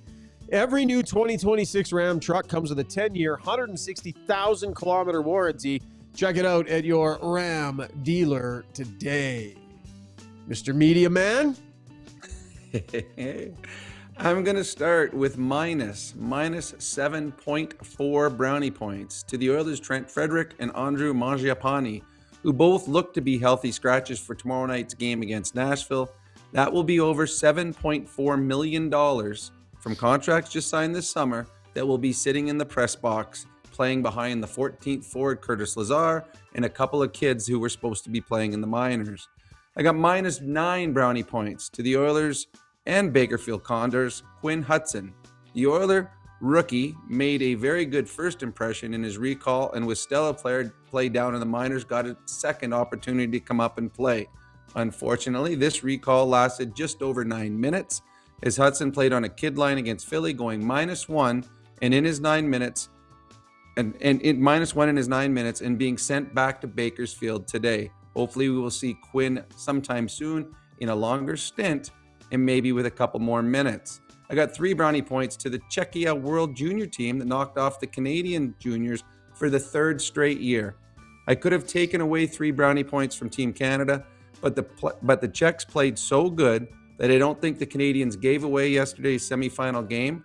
I just think they got outplayed by a fantastic Czech hockey club. The game was part of an amazing day of junior hockey that unfortunately ended up with the wrong side of the scoreboard for Canadian fans. I got 14 brownie points to World Junior Champs Team Sweden, who won their first gold medal in 14 years. The talented Swedes played an outstanding sense of desperation and urgency. Time and time again today, the Czechs looked like they had an open scoring opportunity, only to have a Swedish player block a shot or break up a pass. The Swedes were the class of the tournament and found an undefeated tournament on their way to winning the gold medal. And finally, I've got 31 brownie points to all NHL players that are on their country's Olympic roster substitute list. There are still 31 days of NHL games to be played before the NHL shuts down before the Olympic break, and it can't come soon enough for the management teams of these countries. In the last few days, Canada, the US, and Team Sweden all had players go down with injuries, with Devon Toews, Seth Jones, and Gabriel Landeskog all getting hurt. Injuries seem to be up this year with the condensed schedule, and players and fans want to see their country's best players healthy and available for the Olympics. And those, my friends, are today's Brownies Points. Yeah, really good ones, Brownie. You know, I watched Czechia play a couple times, and I think that in some ways, Team Canada got out-coached by the Czechia team. I think they did a really good job, and what I'm talking about is the pressure they put on Canada getting up the ice. Canada never really looked comfortable or in full control of the puck often enough coming through the neutral zone and or in the offensive zone. I really think Czechia, I know they didn't win the gold medal, but this is Canada, so we're talking about who didn't get to the gold medal game. Yeah, no, the Czechs were fantastic. They were all relentless, the word that we use in our show. They were relentless on the Canadians. They gave them no time or space, and skilled. Like the plays they make at full speed. Yesterday's junior hockey, the Finnish-Sweden game, followed by the Canada-Czech game, were 2 of the best hockey games for entertainment value. The Sweden-Finnish game was amazing, and I just felt for those Finnish players. That goalie stood on his head, and they had 2 or 3 opportunities to win in the shootout. And then in the Canada game, heartbroken for some of those kids, especially that kid, was it Haig, that had 2 penalty shots in a rule that I'd never heard of. I knew nothing about that rule that I saw yesterday. I'm 57 years old, been around hockey my entire life, and learned something new yesterday with the reshot of a penalty shot. Yeah, that was a bizarre moment. Are you surprised he tried the same move on both ones? Well, the first one worked. He just got tripped. So I'm not that surprised. Maybe that's his go-to. It must be. I was blown away by it because the goalie's like, I'm just going to wait for the same move. And even if he had gone back, I guess, Brownie, like pretend going forward and then pull it back. And listen, I didn't score, but I don't know. I was just like, this guy doing the same thing again? Like, I think you could shock him a bit. You must have been, but I've never seen that by a goalie. I honestly thought it was a 2-minute penalty. I didn't realize that was a reshot, Brownie. I didn't know. I didn't know either. I was shocked because when they all gathered, I was sitting with my wife and she's, what's happening? I said, well, I don't know. He might get a penalty. Yeah. And that actually might have been better for Canada because their power play was so good. 100%. I took shootouts when I played, and I had one move, and it was a slap shot from the hash marks, top shelf over the goalie's glove. Are you serious? That's all you had? Every time. And there were some guys that I knew that are on the other team, and I would actually, from center, I'd put my hand up, say, I'm going over your glove. You can't stop it. If I hit my spot, he cannot stop it. If I miss my spot, I look dumb, but I had some good success. I still do it on the kids nowadays, and they're way better because they're way shorter, so it's way easier hitting the top shelf now. I only have to go halfway up the net. You big bully. Arthur P1I or whatever says 58 years old, looking good, Brownie. Well, thank you. That's very nice of you. Arthur digging your youthful jam there, Brownie. Jeez. Want to keep you for Take a Lap, Brownie, because we want to talk a little more hockey with you. We don't want to let you go. You're doing a real strong job. Thank you. And thank you, Ryan. I appreciate that. That job you and I discussed earlier, let's just say I'm open to it. Time now for Taking a Lap. Brought to you by Riverside Motorsports, your multi-brand motorsports dealer serving Edmonton for over 55 years, offering a wide selection of new and pre-owned motorcycles, ATVs, side-by-sides, snow bikes, e-bikes, and snowmobiles from industry-leading brands. Check them out online, www.riversidemotorsports.com. It's been an elevated level of discussion so far today. Struds, let's take a couple laps, buddy. Where we want to go? Well, I want to start with a pretty big situation going on with the Rangers. Tonight, there's an injury. Shesterkin left the game tonight versus M.I.A because of an injury. And that's a pretty big one. The Rangers are fighting for their life, and he's a fairly important part of their group. So Shesterkin as of right now, 10 o'clock at night, we're not sure exactly what the injury, how bad it is, but that's just another list. Add him to the list of injured NHLers in this shortened season. Yeah, when you are desperate for points in a playoff race, and the Rangers have not been near as good, and they don't score goals. I mean, they've been shut out, I think, 5 or 6, even might be more times this year. They need their all-world goaltender. This could be a huge hit to them and their playoff chances. Currently in, is this right? Sorry, let me check here. Sometimes my standing comes up a little bit wonky. There it is. So they're in 7th place in the wild card race, but it's so tight. They're only 3 points back. So still very much in the fight. And with that many teams in the mix, something like bad injury luck could be the difference, Struddy. It could be the difference in a race that tight. Yeah. The Inside has been talking about this for a while, but Dvorak of the Flyers, who we just saw come through, signed a $5 million deal. He's having a career year. I think his highest was like 40s and on pace for over 50. Good for him. Flyers kind of took a bit of flyer on him. Boom, bada boom. And I thought he played pretty well there. I think if you know what he is, he's a pretty effective player. But if you ask him too much, he's not. But I don't know if I love the number, but it's, good sign to have him around. Yeah, he played well the other night. I think the Flyers team is a team that's on the up. I think they're I like Rick Tocchet as a coach. I think they got some nice young players, and Zegras has found his game there. But yeah, Dvorak, good for them. And this is what Shaugger has talked about before. They've got price certainty for 5 years on a player that they feel is going to be a part of their future. So yeah, if they got the money, good for him. Ryan Nugent Hopkins is in.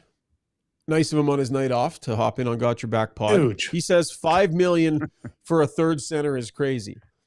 I'm not sure if that's irony because Nuge makes around $5 million and might be a third center on this team. So I don't know if that was planned irony there or But what I would say to that is 2-3 years ago, you might have thought so, but I don't think in 2 or 3 years in the middle of that contract, we're going to think that a good 15-goal third-line center at $5 million is crazy. I don't think that will be a crazy number. I think we're going to see deals where people's initial reaction might be, oh, that feels rich. But I think things are changing, and they're making deals for what it's going to look like in a few years. Struddy. Yeah, the last one, a sad note, my former GM, and I think maybe Brownie, yours as well, Bob Polford, passed away. He was 89 years old, but he had been a player, a coach, a GM, and he's been around a long time. And I dealt with him in the Blackhawks, and it was the darkest of days for the Blackhawks. He was quite the character, but I liked him. And I remember I injured my hand, and he came over and found me and talked to me and let me know how it was going and like checking on. Like I think he cared. He was a gruff guy. But yeah, Bob Polford, 89 years old. He was around the HL for a long, long time, this guy. I did have him in Chicago too. And I remember I got sent to the minors. My first time ever to the minors, he called me and he goes, he always had the big cigar in his mouth and he was gruff. Yeah, we're going to send you down. Hopefully we'll bring you back. We'll see how it goes. I like it. And that was it. I'm like, all right, thanks, Bob. See you later. Yeah. Way to ruin my dreams. Awesome. But he was a very nice man. Also should mention David Branch passing away today as well. Long-time commissioner of the Ontario Hockey League, a fixture around hockey circles for decades and decades. So the game lost a couple of pretty important figures today. So condolences to their families. And a great mention by you, Struds, as we wrap up our Taking a Lap segment brought to you by Riverside Motorsports. Okay, Struds, Brownie's done a hell of a job tonight. He really, really has in your stead, but you got an opportunity to earn a whole bunch of that back. All right. Let's do it. Struddy's World. Roll it, Zuby. When you make a mistake, heads should roll. It's not right. And I'm here. Someone has to put their foot down. Now that I say it out loud, it does sound a little crazy. Gotta look good.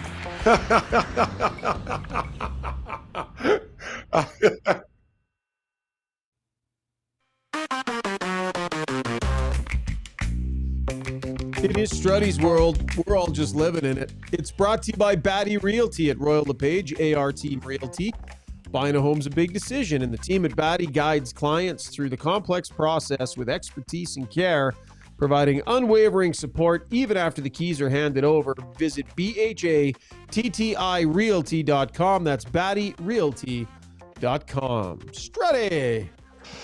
There's a lot of discussion around Team Canada why they didn't get a gold medal again. And, they seem to have the right talent. And, everyone's got an explanation. I saw a kind of neat post on Facebook. I put it on my Facebook post. But I have a feeling, my 2 cents about it. Now, I think we have to understand how much social media has changed the landscape in the world.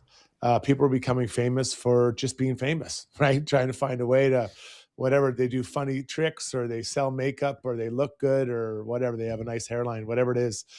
It's the same with hockey. There's a lot of people that are promoting themselves on there. And when you become a hockey player, they're trying to show themselves and what they can do and their highlights. So I think that becomes a little bit individual for the player. Now, some people say that's the reason why the team at times looked very disconnected. I didn't think they were that connected.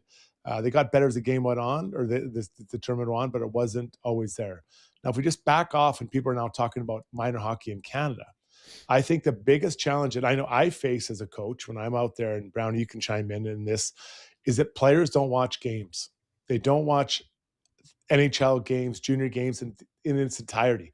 They watch clips, they watch bits and bites of it. They watch a goal, they watch a hit, they watch a fight, but they don't see how that goal comes around. They don't know how that guy got to there to give that hit or even how the fight started and why it even started a fight.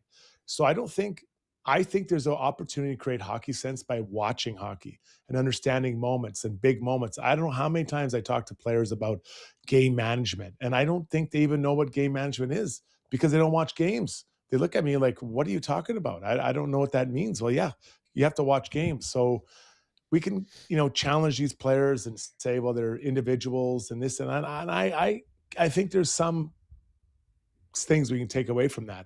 But on the minor hockey level, even up to the highest levels as far as World Junior, watching entire hockey games matters to me, guys. And I think it's something that the world has gone away from. And I think it's probably not just hockey. It's probably basketball. It's probably soccer. It's probably all those things included in any kind of team sport. I think you're right on that with kids. It's the social media is they get everything in, in 12 seconds. Okay, I just saw 4 goals. I saw McDavid's great play. I don't need to watch the whole game. I don't think that has anything to do with Canada losing, because I think all of the teams would be like that. It just wouldn't be the Canadian players. To me, the whole Canadian, I just think the other countries are getting better. I think the Czechs, they're good. The Americans are, the Americans lost out early this year, and the Americans were the 2-time defending champions. I just think there's better players in the world, and in the Czechs and the Swedes and the Finns. I just think and that's good. It's good for hockey. But I know what you mean, Struds, about kids and watching whole games. It's a 2.5-hour game. The kids can go on their phone, get all the highlights in 3 minutes. You can go to TSN and you can watch, and you can click on each goal and you know how everything went. But when it comes to game sense, I just think kids, you're either born with it or you're not. So I think there's some kids could watch 30 games, and after watching 30 games, you can ask them a question and you'll get, I don't know why you did that. So I think you're either born with game sense or you're not. I think I don't know about that. I disagree with that. I think, if I watch a good golfer on TV, I'll have a sense how he attacks or whatever. Like, you've watched from learning, so you can learn by watching, right? And watching others. Like, I know when I joined the NHL, I'd watch the other guys and see what they were doing. Now, was I a genius? I think I had to be a pretty smart player because I wasn't that good a player.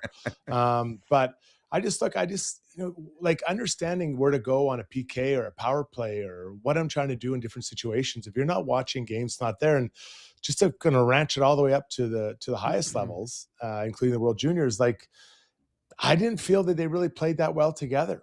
It wasn't connected. They weren't using each other. And I think that's at the highest levels. And yeah, they look fast and do things, but I don't know. I agree the other teams are improving, the other countries are improving, but our skill's never been higher, I think, in the game. And we don't seem to be continuing to find a way to have our style of play work. So I don't know. Yeah, but the thing is, how much does it need to be considered, though, that, how many of Canada's best players are not available because they're playing in the NHL? Like, there are unreal players that are just not available. And if those players are there, maybe this result is completely different. Yeah, that's fair. It could be. You never know. But we had some pretty good players there. I think that, how many players would you take off Czechia before you take off Canada before you take one off Czechia? And not that, I thought Czechia was really well coached. I honestly think they deserve the coach of the year. I thought they were fantastic, their coaching. I thought so too, but the players not watching game. The Czechia players, most of them play junior hockey over in Canada too. They had 3 guys that are all, I think they said, kept saying from Brampton. So it's not as though it's just the Canadian teams that aren't paying attention. So to me, I think that's a big blanket statement. I think personally, it's 2 things. I think, as Shaugger said, some of the Canadian best players aren't there, which would make a big difference. And 2, on the other side of it, I just think the other teams are better. Watching the Czechia game, their skill level, I don't know those guys, but their skill level in traffic, with speed, their urgency, their desperation, fantastic. They didn't seem to make big mistakes. So to me, I just, like I said earlier, I won't take anything away from what Canada did. I'm just going to applaud what the Czechs did. And then today I'm going to applaud what the Swedes did. Yeah. They deserve it. They were that good. It always fascinates me at that tournament what that bright spotlight can do. You take the best players in their age group and you shine that spotlight on them, and you got defensemen flipping pucks over the glass. You got forwards putting their hand on pucks off face-offs. You got forwards skating into goaltenders in the last 3 minutes of important games where they have no business embellishing it at that point. Why even make it close? The number of mistakes that are forced out of these kids on this big stage. And it's supposed to. They're junior hockey players. They're not refined professionals. And I thought this group fell victim to the mistakes that can happen to you when the spotlight gets really bright, Brownie.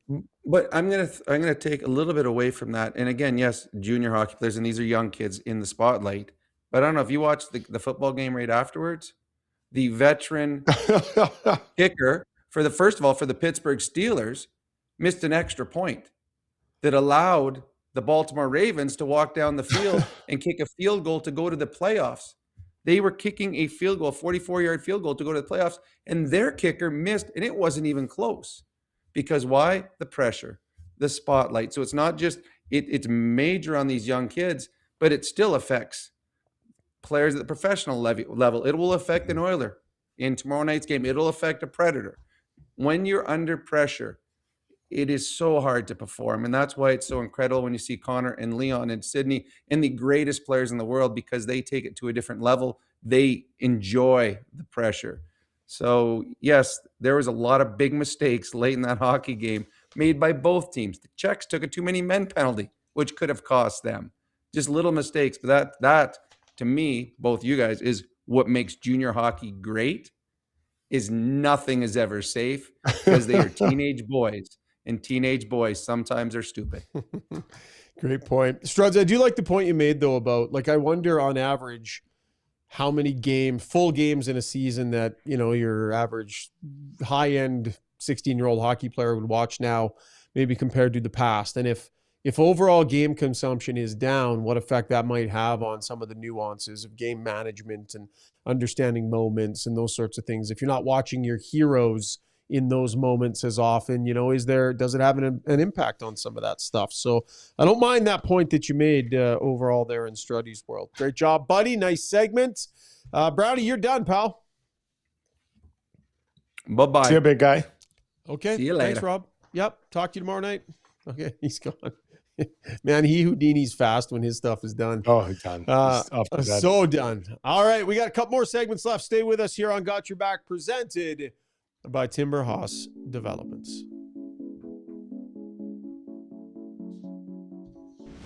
For over 60 years, Belvedere Golf and Country Club has delivered a high-quality membership experience to Edmonton and area. And now it's even better.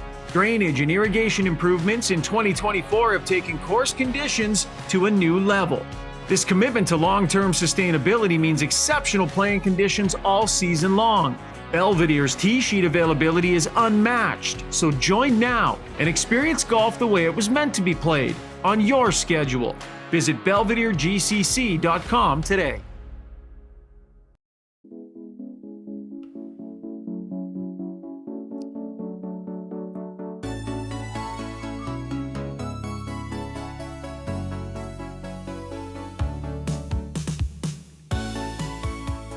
Time to take a look at the scoreboard, brought to you by The Bridge Fit. Whether you're aiming to stay pain-free or hit a new personal best as part of your 2026 resolution, the physio, chiro, massage therapists, strength coaches at The Bridge are here to help, treating the communities of Edmonton, Sherwood Park, and Lethbridge.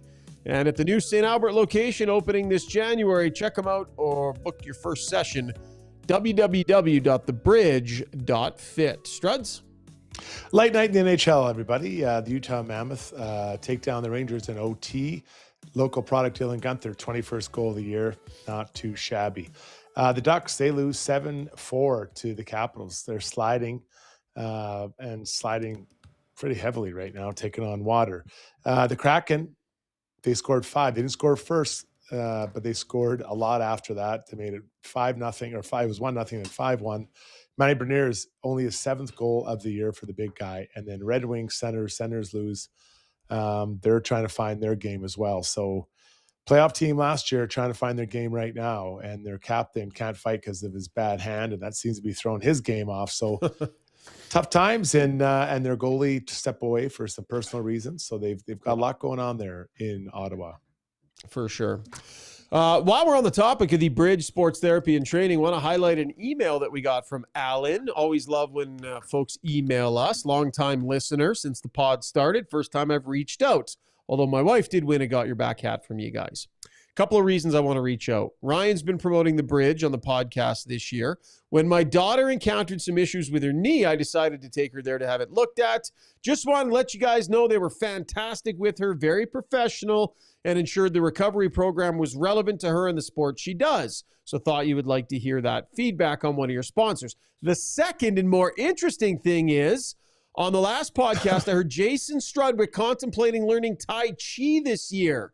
I had to back up the pod a few seconds and listen again to make sure I heard that correctly. It's not necessarily the first thing considered by folks looking for new health initiatives. That's fantastic. He's considering this and something I would highly recommend, especially folks getting older. Wink, Struds. Coincidentally, my daughter competes in Tai Chi. She was at the Canadian Wushu Nationals last year in August, and he sent along some photos and is currently prepping with her team for the Canadian Tai Chi Nationals coming up in February. If you guys need some advice or guidance on how to start Tai Chi, I'm sure my daughter can help. Keep up the great work. Your podcast is one I never miss. Look at that, Struds. And that comes to us from Alan. Thanks for that contribution, Struds. I didn't realize this competition and competing in national teams. You never know what might be possible for you. Look how strong she looks. Like, that's a strong pose. Oh. That's what I want. I think I've got to get in there and reach out for some advice of where to start, because I see people doing it in the parks and they look very strong. And, at times some of them are quite older than I am and they still look strong and able to hold that pose. So I think it's a nice blend of stretching and strength. That's what I'm looking for, man. I want to keep fit. Costco Murray did say he was open to some low-end Tai Chi lessons for you and I in the golf sim. So if you want to make your way over this winter when the groin heals up, Costco Murray, who's a Tai Chi expert, apparently, according to him, said he's willing to some beginner stuff. All right, let's get to Ask Us Anything. Zuby, why don't you hop in here, buddy? Let's wrap up the YouTube poll. But Ask Us Anything is brought to you by Mortgages by M.I.A, powered by Dominion Lending Centers, Maximal Mortgages. With the Bank of Canada lowering rates, a great time to check out your mortgage. Your bank, though, can only show you their offer. M.I.A brings you options for a whole lineup of lenders, so you get the deal that works best for you. Don't just roll over for the bank. Connect with her today. mortgagesbymaria.ca. Where'd we land, Zuby, on the poll? So the results here. Who is going to be closest on their McDavid goal prediction from preseason? Probably no big surprise here. Brownie, 53 goals, 63% of the vote. Shaugger coming in second, actually, 61.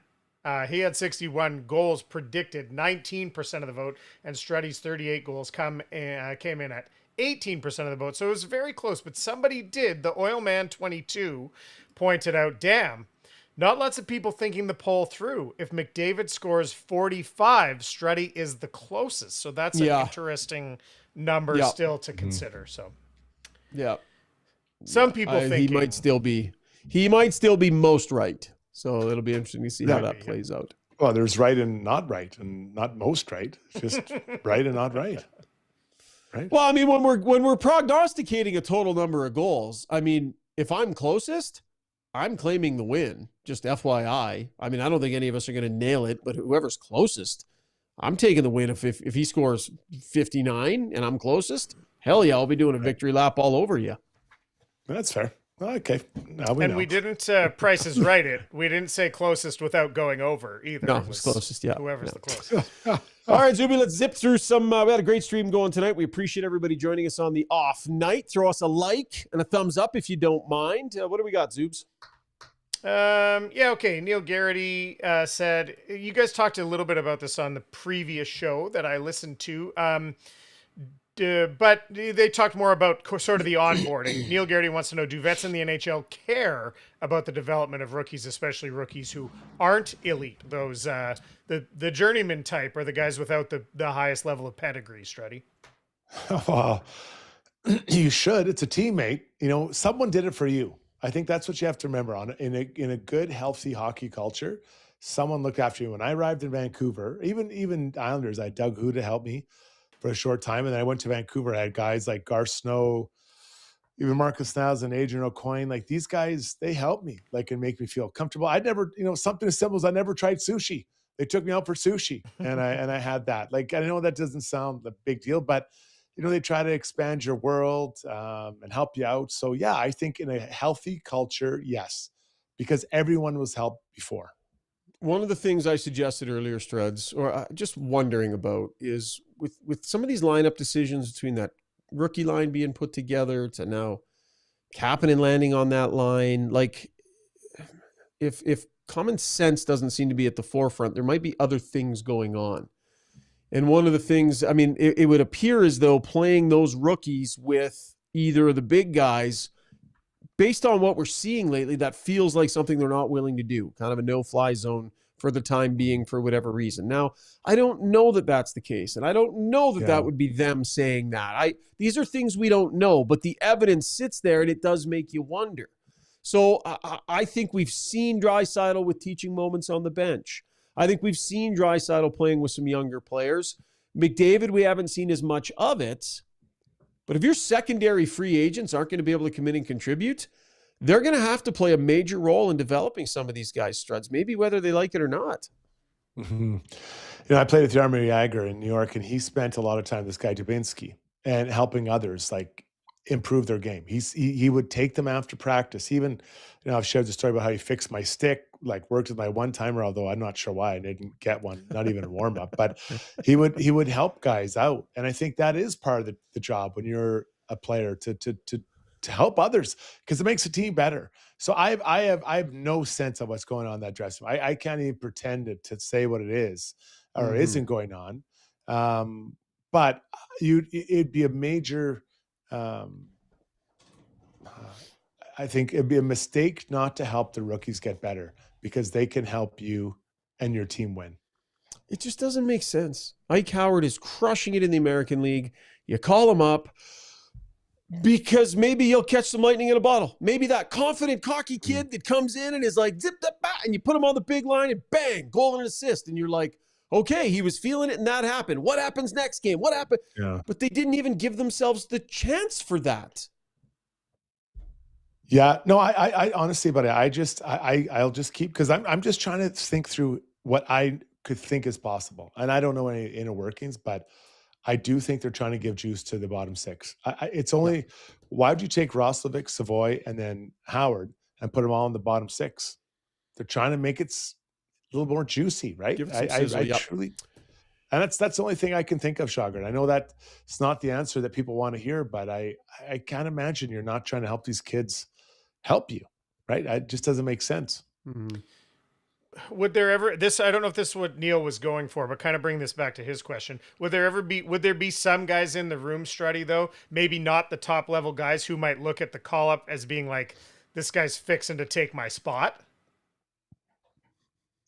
I mean, your job essentially, when you're a vet, especially when you're an older veteran, your job is to help groom the next group to take your spot. And I've done it. I did it. And geez, it was running out of town, but that because someone did it for you. I can't say that enough. Someone helped you along the way. Let's look at some of these guys that have been helped. You know, was it Horkoff or Taylor Hall helping out, Connor or Leon, or, deliberately help those guys? Or how did Duncan Keith help someone? Or how has Ekholm helped Bouchard? Like, that's the natural progression of things. Now, if you didn't have that experience when you join the NHL, I'd feel bad for you, because that's not a healthy environment to go through. But so you're asking me if there's jealousy and you're trying to screw your teammate because he might be better than you. Man, I would hate to think that's happening. That would be really, really hard. And we're thing. certainly not suggesting that. No, and not even trying. Just maybe someone wouldn't be as welcoming or wouldn't be as helpful because. But if I was a coach of a team and I felt a vet of mine was not treating my rookie fairly, that vet would be out very quickly out of my group, because that is a bad culture. And I don't think that's happening here. But if I was a coach of a team, he would be on the next bus to Duck Lake, Saskatchewan the next morning. It's because it doesn't help. You need your young players. And we were all young players at one time. Every single one of the guys. Let's zip through a few more, Zuby. We're a little long here. Yeah. Mars Boy wants to know, is Leon healthy? He looks a bit stiff and slow to get up. We heard maybe there's some illness going around, but do you think Leon's 100% or close to it at this time, Shaugger? Yeah, I don't have reason to believe that he's not. I mean, I think guys generally play a little nicked up, so is maybe something bothering him a little more. I mean, the goal output would definitely indicate that something's up, but I don't have any evidence to hang on that other than just results. Penner's Pancakes, this is kind of doubling back, but I kind of thought the same thing. He says, with the Pacific being as bad as it is, The Oilers can and should be experimenting with these kids to try and maximize their potential. They're making the playoffs, so see what you got. I remember we talked about this kind of early in the season. Why not live through those growing pains a little bit if you know you're going to be in the playoffs? It didn't seem to matter that they finished third in the division last year. Struddy, what do you think? I do think, I mean, I've been very clear. I believe Stan Bowman is trying to get this team younger and cheaper on the fly. So I think it is the goal is to do it. Stan said it.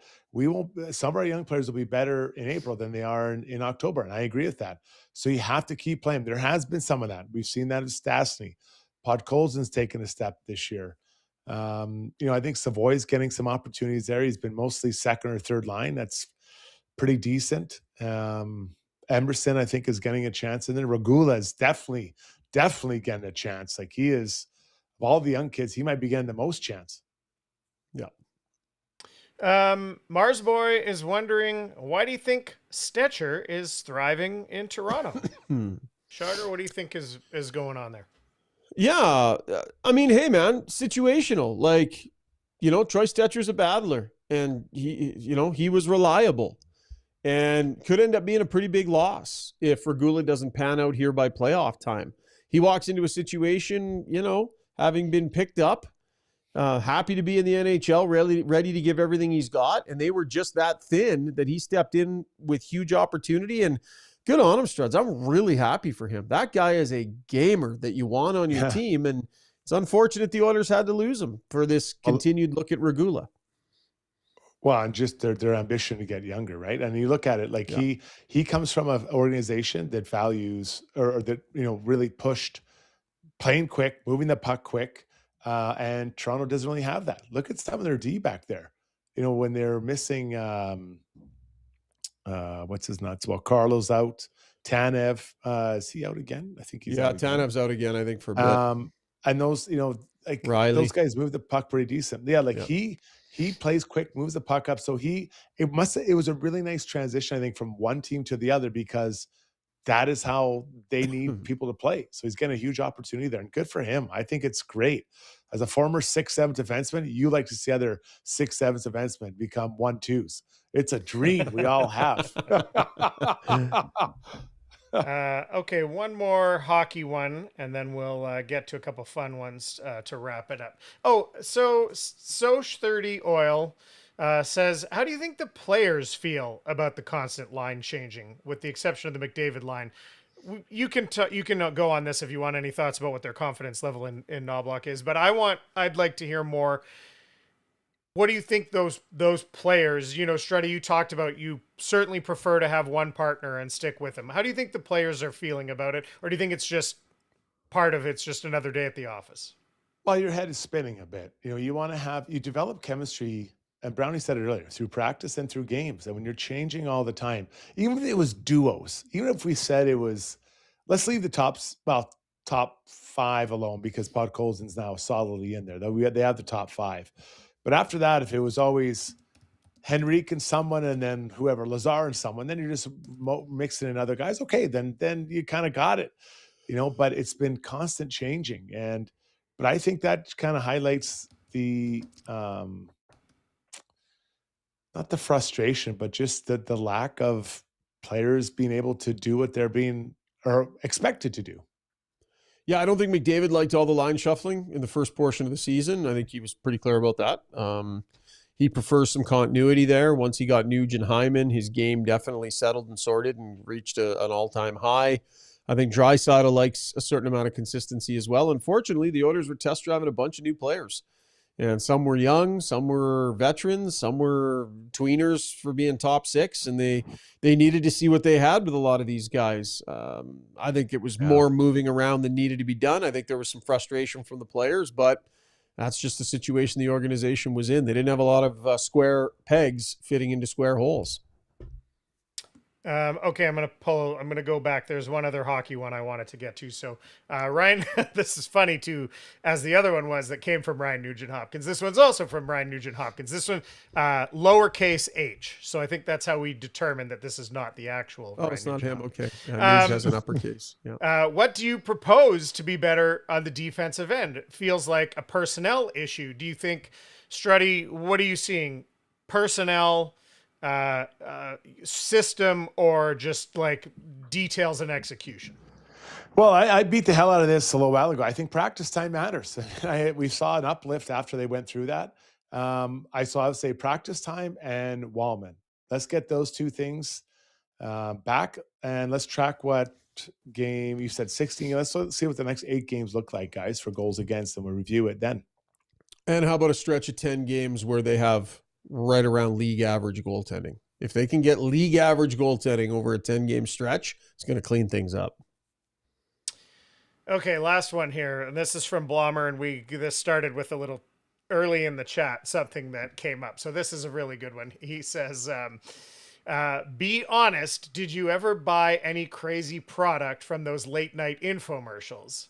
Blommer adding that this was about Struddy. He says that he thinks you use the shake weight while you got the Dr. Ho electrodes on your chest, flexing those pecs.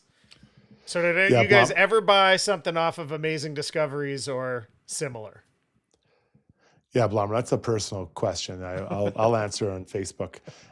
No, so I remember I was with the Islanders or in the minors, got called up to the Islanders, got traded to Vancouver, then got sent down to Syracuse for the playoffs in the AHL. So I flew all the way from Vancouver all the way to Syracuse, and I didn't want to go. I was tired. I'd lived out of a hotel for months. I just wanted to go home.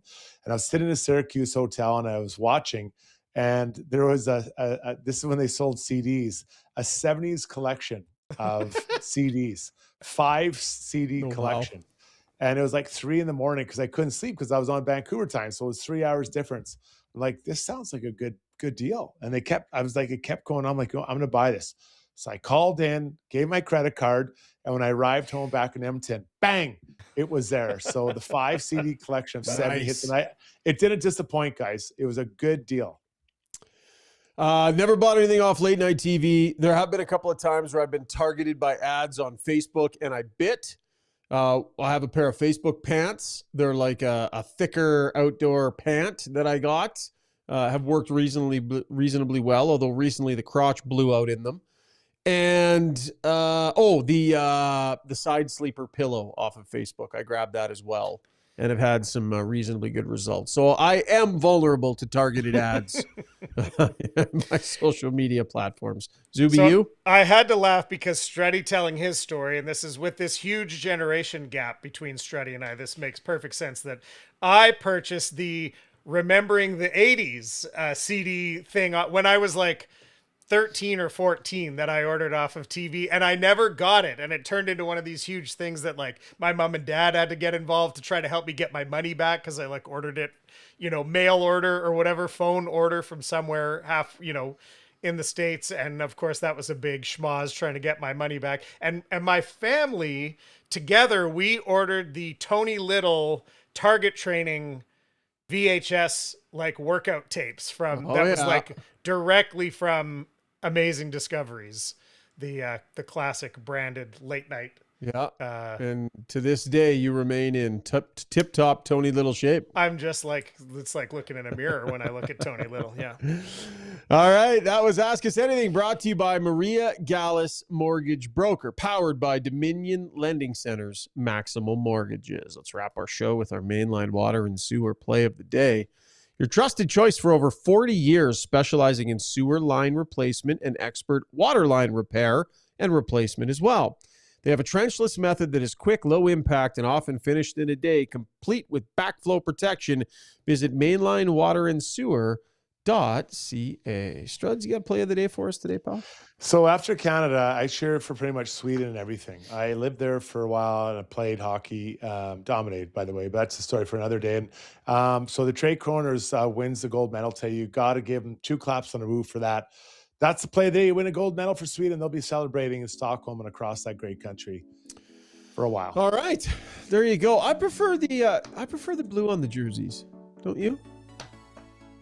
Instead of the yellow and black this year, right? I think they're the yellow and black. Didn't they, Zuby? Wasn't it yellow and black this year? Whose jerseys? Sweden's. Yeah. I thought they were still blue and. Yeah, I didn't notice that, but honestly, maybe I better get my eyes. Checking right now. I better check my eyes. Like what? TSN.ca. It's got to be on the homepage. I might be wrong. Oh, I forgot too. I made the death metal, angry Shaugger death metal song. Do you want to hear it or save it? Oh, did you? Yeah. All right. So when I came in a little hot into the show, Struds, there was a request for a death metal theme. Norwegian death metal. Norwegian death metal theme to wrap the show. All right. Let's just go out with that, Zuby. Thanks, guys. Great job. Thanks to all of you for joining us here on the live stream. We appreciate it. We're going to re-rack it and go again tomorrow night. Oilers and the Nashville Predators. To wrap the show tonight, our anthem personified, my mood personified in a Norwegian death metal Got Your Back anthem. Have a good night.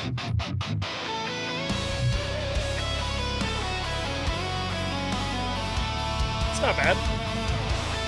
I like that little buzz. I feel like it's not quite death metal. It's Norwegian though. That's slightly different. Is it? It's got more of that high. Do they hit it hard here? What do they do? I don't know. I only listened to the first little bit and said that was good enough. That's good. Listen. Decent. All right, boys. See you tomorrow.